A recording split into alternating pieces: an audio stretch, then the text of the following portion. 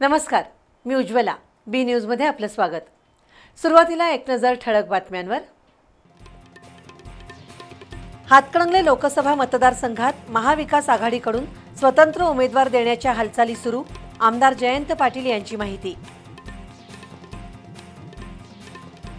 शक्तीपीठ महामार्गाला विरोध असणाऱ्या 156 शेतकऱ्यांनी समितीसमोर हरकती मांडल्या.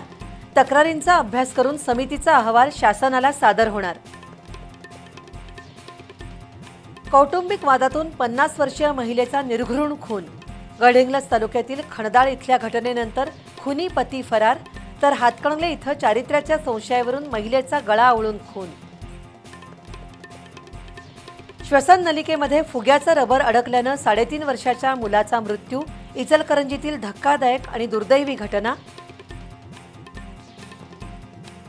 आणि पत्नीसह चौघांचा खून केल्याप्रकरणी शिरोळ तालुक्यातील कवठे गुलंद इथल्या 40 वर्षीय प्रदीप जगतापला फाशीची शिक्षा.